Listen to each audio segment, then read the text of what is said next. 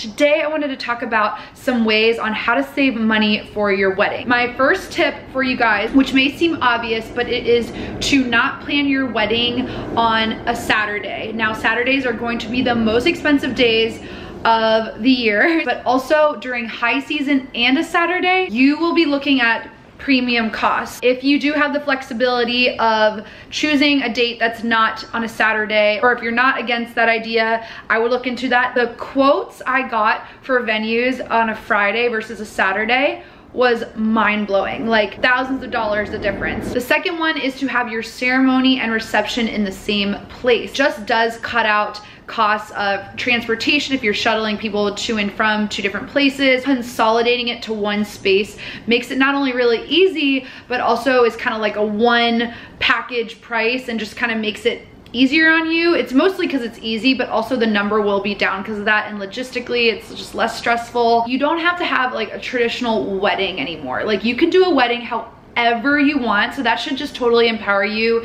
to feel like you can have a wedding on a beautiful wedding on a budget. One of my points to this is that you don't have to have a traditional wedding cake. I've been to weddings where there wasn't a cake and there was just beautiful desserts, there's donuts, ice cream stand, whatever, and it's all good. People just are happy to be fed. You can be really creative and cut those costs down a lot in the sense that you don't have to go the traditional route. Okay, so one of the biggest costs for the wedding is, so it adds up really fast. For us, we were able to have BYOB. Now, if a place allows you to have bring your own alcohol, supply your own, that is huge, rather than the catering company providing all the alcohol and charging a premium for all the wine. Like, you'd be paying triple for that wine just because someone else is opening it for you under a catering name versus you bringing it, which is like crazy. So BYOB is huge if you're able to do that. And also, liquor costs so much. So if you can maybe stick to just beer and wine, if you're really on a tight budget, just like keeping it really limited, if you do want some sort of liquor incorporated, is just sticking with a signature cocktail. It makes it easy for guests to order that. So the next tip is to choose a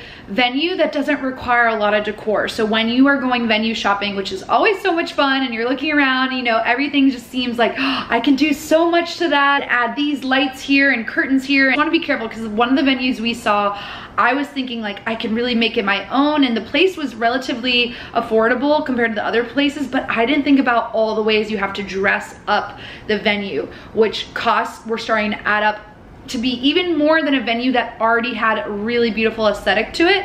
So you have to think about how Harper hair in my mouth. It costs a lot to decorate. So if the space is beautiful on its own, that eliminates a lot of the decor costs. You can focus just on flowers, which is awesome, which ties me into my next tip, which actually is using flowers and repurposing them, or repurposing any sort of decor that you do have. So for flowers, for us, which I know a lot of people do, and I read about this in a lot of blogs, is that they use their flowers in the ceremony and then also in the reception. So you're not spending more than you have to. I mean, they are flowers, they last not long, and I wanted it to be beautiful, but I wasn't gonna pay like, you know, what it costs to pay for a house down payment. So the next money saving tip is to kind of use things and double them up for different purposes. So I'm all about this trick. We had little dog figurines as our place card holders, escort cards to show where people would sit, and then also it doubled as a gift. We just like really wanted a dog theme, so it just tied in everything. It was a really affordable option,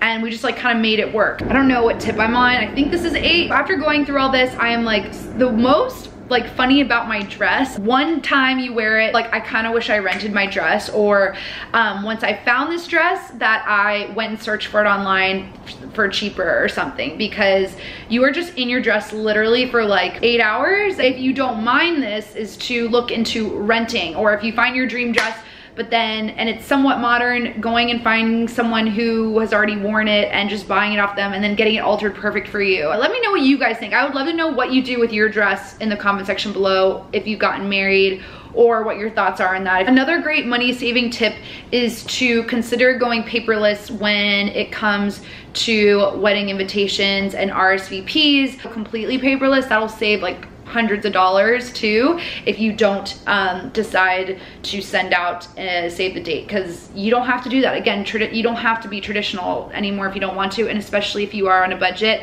that is absolutely a-okay, and don't let anyone else tell you otherwise. Okay, my last tip, and it's probably the most important one, is saving money. If you truly want to save money, then you want to have your guest count number down. Like, the more you have it down, the less expenses you'll have, the less faces you have to feed, the less you have to think about for transportation size, the less you have to think about for alcohol. There's a huge correlation between number of guests and the cost. I mean, the lower you have it, the better. It is really hard to do, but you wanna think long and hard about who you have at that wedding. You wanna keep that number down. That's really critical if you do wanna save money and stay under a budget.